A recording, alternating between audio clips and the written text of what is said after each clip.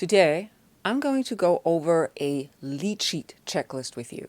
We're going to work through 6 steps that you need to keep in mind when you are creating your lead sheet for your rehearsal, for your performances, and also for your songbook. So let's dive in.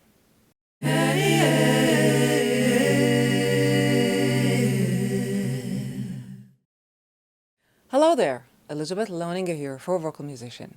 In this video, I'm going to go over 6 steps with you in order to help you create a great lead sheet that you can then use to perform, you can use it to rehearse, and you can use it as one stepping stone in order to create your gig book.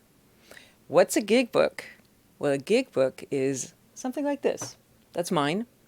And that's something, it's quite hefty, as you can see.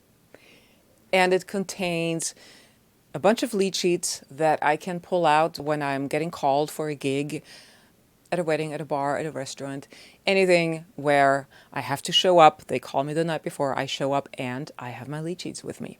And the great thing about having a gig book, if you have a bunch of tunes in there and you have like 3 copies of each tune in there, you can just go to the gig, call a tune, and pull out your lead sheets and hand them to the band. They're already there, they're in your key. You know what the form is going to be, and you're just ready and prepared. And you look really professional. And that's, that's kind of cool. So what is a lead sheet? A lead sheet, also called fake sheet, is a form of musical notation that focuses on the essentials of a song. That is melody, harmony, and lyrics. So something like this. This is easily legible. There's a clear intro, outro, there's a form, the sections are labeled well, and there's also no repetition, which is good for jazz standards, and also for if an instrumentalist gets a tune and they've never seen this tune before, or the lighting is bad. So it's actually really, really nice if there are no repetitions, because then all they have to do is read the chart from top left to bottom right. Now that's really cool, and it's much, much better than something like this. Woo! Right? So this is something that is just way too long. Way too long. And when you're in a gig situation where you haven't rehearsed, this is just really, really difficult to read through. It also has repetitions, it has codas, it has senyos. So things get very complicated very fast. Now that would be considered a full score. It has a piano accompaniment, it has bass, it has some rhythm in it, which is great if you have time to rehearse and actually go over the chart with somebody. But for instance, if you're going to audition for something, if you're going to audition to a college, you may end up having to play with a jazz trio or with a band that you have never met before, and there is really no time to rehearse. You have 15 minutes to sing your song, so you want to keep the form simple, simple instructions, easy to read. You hand them out and you sing through the tune. Lead sheets are also a standard form of communication when you're singing jazz. Like jazz singers use lead sheets all the time because, again, they're easy to read and they're easy to follow. And also, jazz has a lot of improvisation in it, so we do want to leave a lot of space. But it's also still good to have a clear form, so that then enables the jazz musicians to move within the form and have quite a lot of freedom within that form. Lead sheets are also great when you're first learning a song and when you're bringing the song into a rehearsal. Bringing a lead sheet into a rehearsal gives you the opportunity to work on it and to maybe come up with an arrangement together with your bandmates.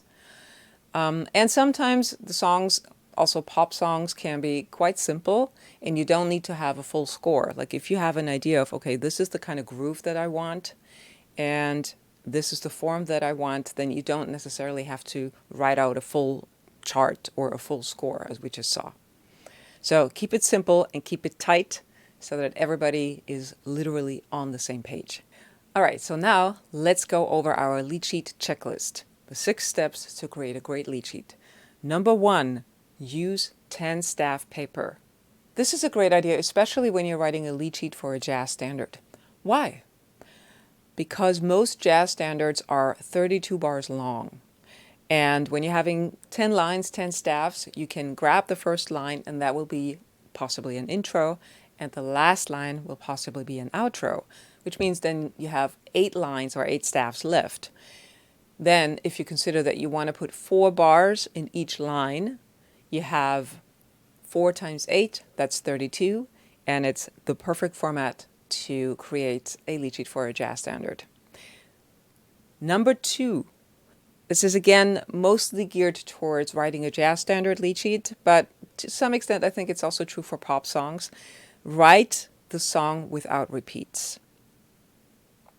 It's much easier to read, and it's very complicated if you have a lot of repeats and a lot of senyos and codas and jumping from the first page to the 5th page and back, and you will lose track of where you're at. So if you're writing the song out from top left to bottom right without any repetitions, then you can basically walk into any jam session, any rehearsal or any gig and just hand them the lead sheet and say, we're just playing this straight through.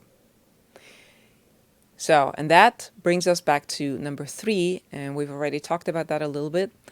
Unless the song requires it because it's an irregular form, you do want to stick with writing 4 bars per line.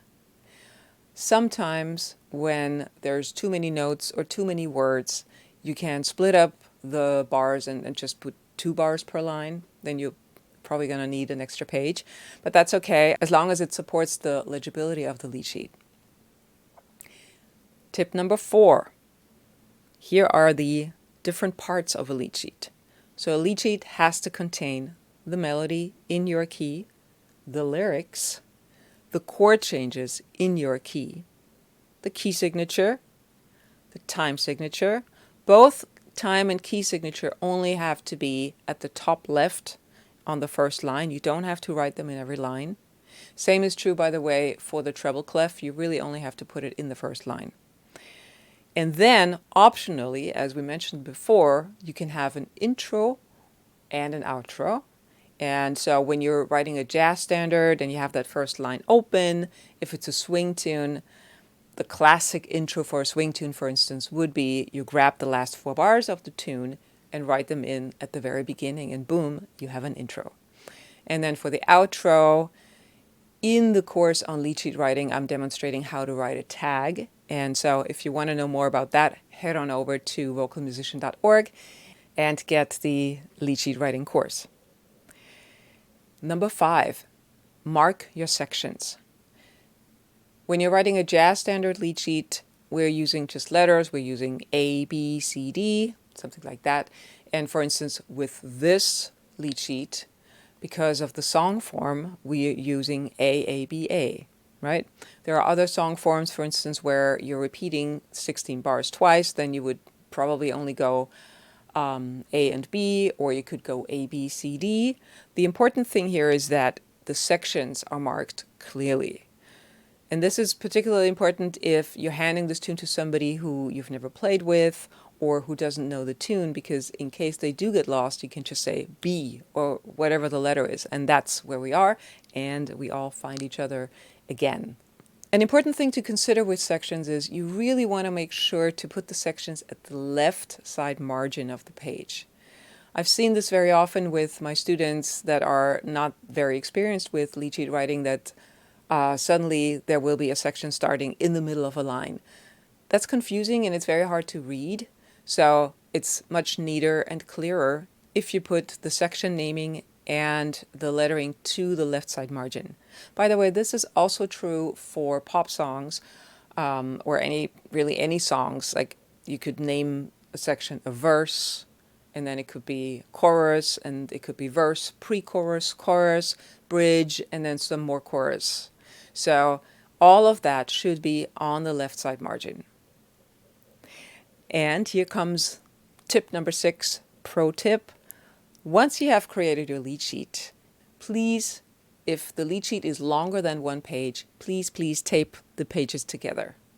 It is so frustrating when you're looking for something and you can't find the second page, or you give the sheet to an instrumentalist And but because it's 2 pages or 3 pages, you'll never get the third page back or never get the second page back, or they put them on their music stand and 1 or 2 pages fall to the ground. So just tape them together. Take that minute and tape them together, and also number your pages so that you can easily assemble them in the right order. And that's it for our checklist for lead sheet writing for today. I hope you got some useful tips out of this. And as always, please head on over to vocalmusician.org, subscribe to our mailing list, or consider buying our courses, Vocal Musician Fundamental or the Blues and Pentatonic course. Thank you so much for watching. See you next time.